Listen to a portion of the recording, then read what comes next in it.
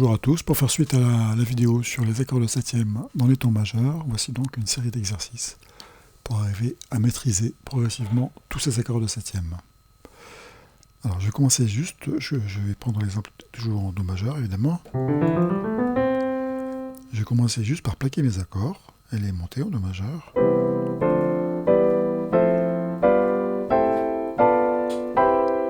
Je les redescends.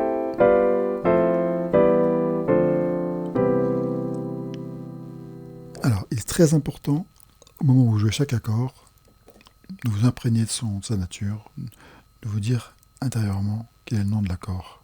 Pas forcément avec la fondamentale, mais au moins le type d'accord. Septième majeur, mineur 7, septième majeur, septième, mineur 7 quinte diminuée, mineur 7, septième majeur, mineur 7, septième majeur. À faire évidemment progressivement dans tous les tons.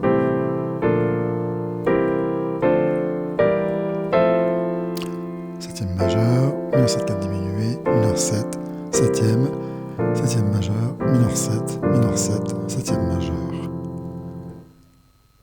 J'ai pris un bémol, je prendrai un dièse, sol majeur, la mineur 7, si mineur 7, septième majeur, septième, mineur 7, semi-diminué, mineur 7, septième majeur, mineur 7, septième majeur, etc. Le deuxième travail consiste à jouer ces accords en arpège. Alors, à partir des arpèges, il y a toujours plusieurs solutions. Je peux jouer l'arpège de bas en haut.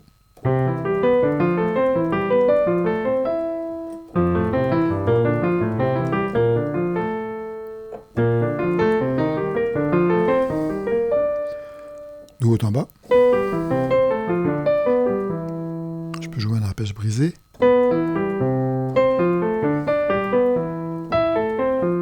Je ferais bien inverser mes mains. Donc ici, je pars de la septième et de la fondamentale. J'ai ce mouvement-là que je vais inverser à la main gauche.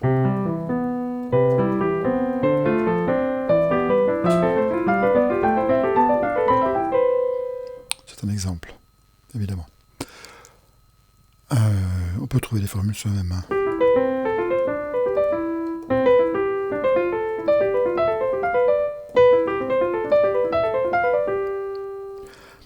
Ensuite, je vais travailler un open voicing. Alors, l'open voicing est très très sympa à faire. Le premier consiste à répartir une note sur deux à la main gauche. Donc là, je prends la fondamentale et la quinte que je joue à la main gauche. Je vais le faire ici, c'est plus chouette. Et je monte mes degrés. Et je continue à penser à mes accords, évidemment. Donc, septième majeur, ré mineur 7, mi mineur 7, fa septième majeur, sol 7, la mineur 7, si semi-diminué, do majeur, dans tous les tons, évidemment.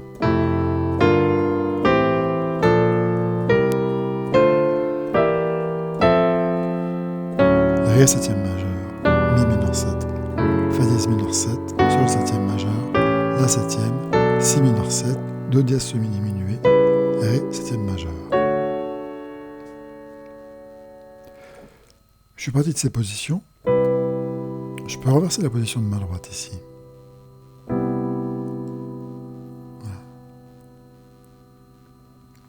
Alors, ce qui consiste en fait à faire un drop 2 en partant de cette position d'accord. Alors au passage, l'explication du drop 2 est très simple, c'est pour n'importe quelle position d'accord, prendre la deuxième note en partant du haut et la jouer une octave en bas. Je peux aussi me rappeler que j'ai ma fondamentale, puis l'accord de septième qui part de la quinte. Comme j'ai pas de doublure, je ne double pas la fondamentale. Ici, à partir de là, si je joue une seule note, je peux utiliser le doigté de la gamme. Je travaille ma gamme à la main gauche en même temps.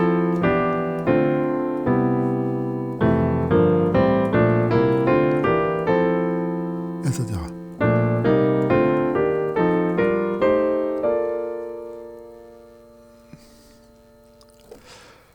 Je peux ensuite prendre n'importe quel type d'accord, dans n'importe quelle position, et essayer de transposer cet accord dans tous les cycles possibles. Alors si je prends par exemple le cycle des quintes, alors je rappelle sur le cycle des quintes, c'est que peu importe que ce soit des cartes qui montent ou des quintes qui descendent, d'ailleurs dans la pratique on va un peu dans tous les sens, c'est toujours au cycle des quintes que je vous conseille de penser. C'est-à-dire une basse qui résout une quinte vers le bas. Même si je joue une carte ascendante, je pense dans le cycle des quintes. Donc mon cycle des quintes, le voilà.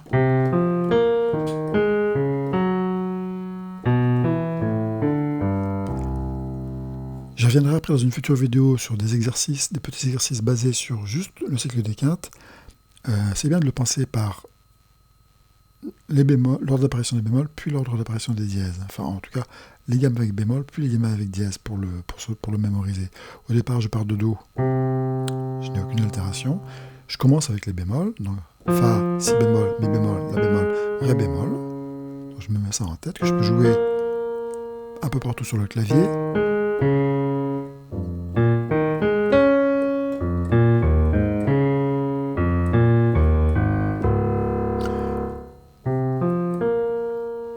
Et enfin,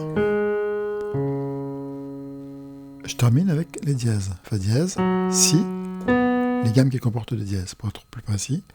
Fa dièse, Si, Mi, La, Ré, Sol, que je peux jouer un peu partout sur le clavier, en pensant que je suis toujours dans le cycle des quintes. Donc, je répète, ma gamme de Do, sans altération, les gammes avec bémol, les gammes avec les dièses.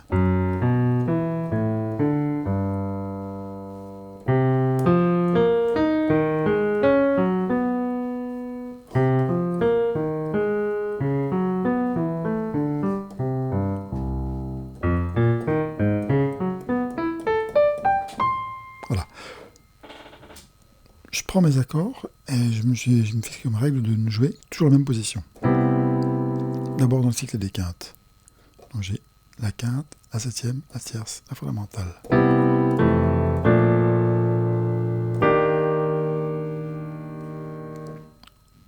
On y va. Do,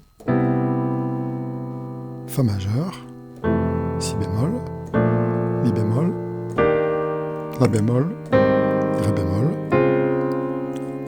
Fa dièse, maintenant puisque je suis avec les dièses, Si, Mi, La, Ré, Sol, Do.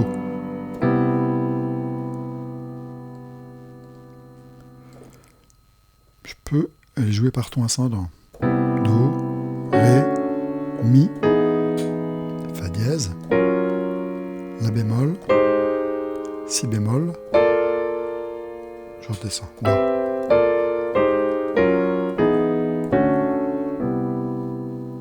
En partant de Ré bémol pour voir la deuxième série. Ré bémol, Mi bémol, Fa, Sol, La, Si, Ré bémol.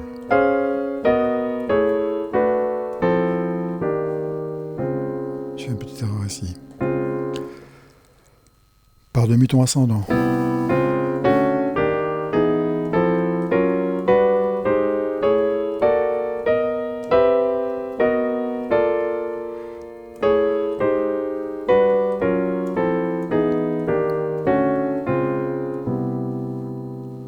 Par tierce mineure.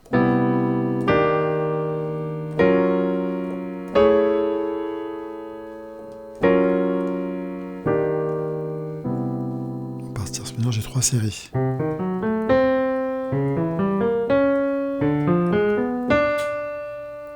Par tierce majeure.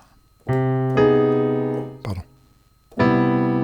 Do, Mi, La bémol, Do.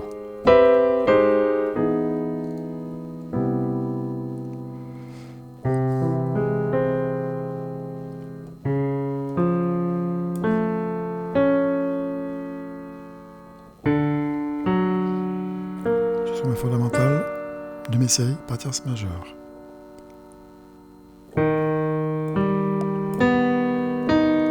J'ai 4 séries, puisque à partir d'ici, je retombe sur la première.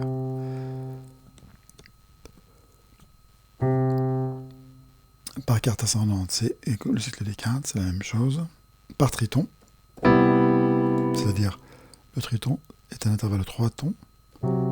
Donc, cet intervalle divise la gamme chromatique en 2 parties égales. Donc par triton, j'ai 6 séries en fait. La première, la voici. Do, Fa dièse, Ré bémol, Sol, Ré, La bémol, Mi bémol, La, Mi, Si bémol, Fa, Si, Fa dièse, Do, etc. Ce travail-là, on peut le faire évidemment pour chaque position d'accord. Le but étant d'être à l'aise avec tous mes accords de septième, de toutes les façons possibles. Merci de m'avoir suivi et à bientôt.